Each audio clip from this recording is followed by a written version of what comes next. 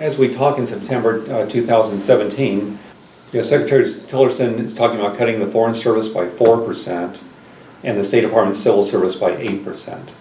So, but that's still, I mean, we have embassies around the world, and for example, the reason I, as a Latin American specialist, found myself in Iraq is that we didn't have enough Arabic speakers with Middle East experience.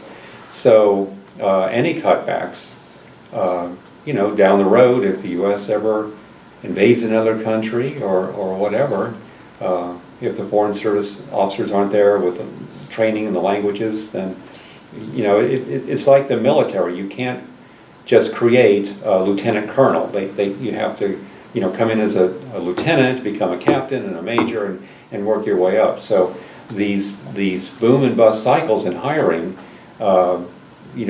if you don't hire junior officers, then 10, 15 years from now, you don't have the mid-level officers.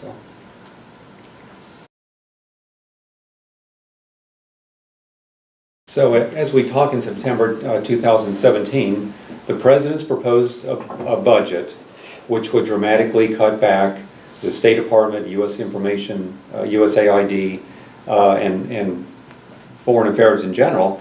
And as of when we talk, the Congress has completely rejected those cuts. The budget is moving forward in the Congress to fully fund the operations of the Foreign Service and the State Department, USAID. So it remains to be seen. Secretary of State Tillerson still intends to reduce the size of the Foreign Service and the State Department Civil Service also. So that still is to be played out. So hiring, at least so far, has definitely slowed down. Promotions, the promotion list just came out. Promotions are slowing down. But it remains to be seen in the next year or two if Congress fully funds current operations, how will the Secretary of State reduce current operations and still stay within the law? So that remains to be seen.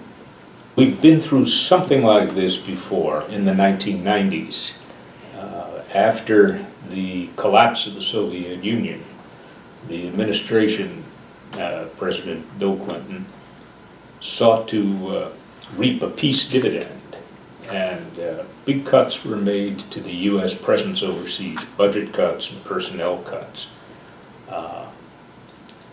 Embassies became much smaller, missions overseas lost personnel. They physically deteriorated because money was not spent on maintenance. The ability of the United States to understand what was happening, particularly in the former Soviet Union and all of these new countries, was really not adequate to the task.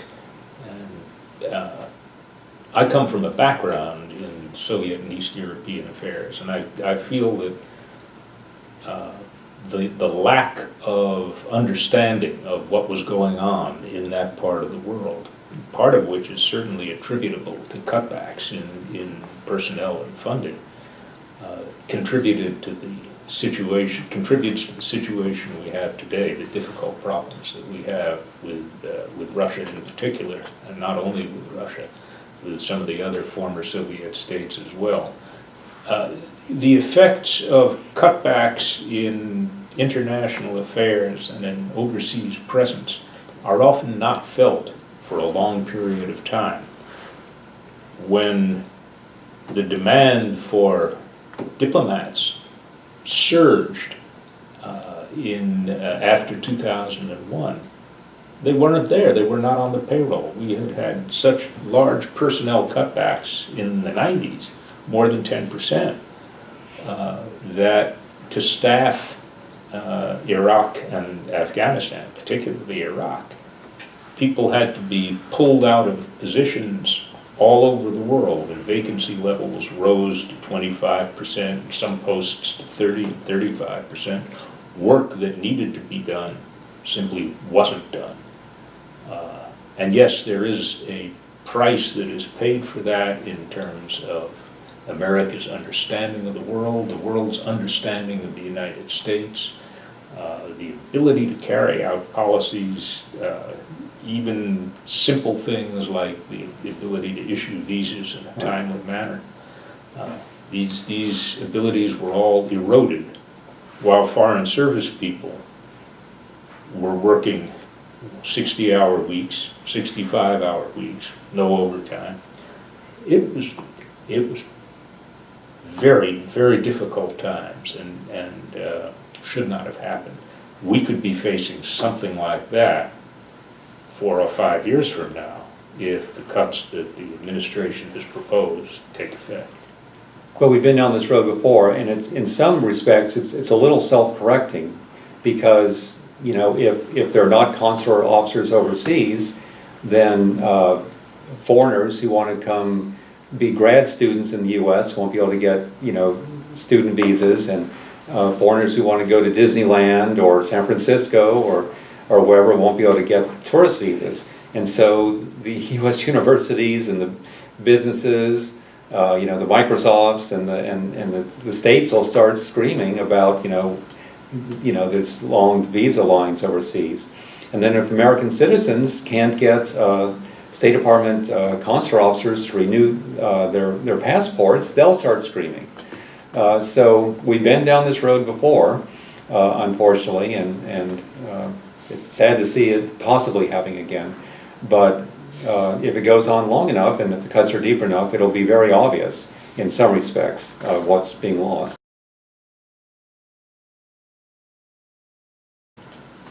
Let me start off by saying that the career people and the political people start off their relationship at the beginning of an administration with a kind of mutual suspicion. They eye each other.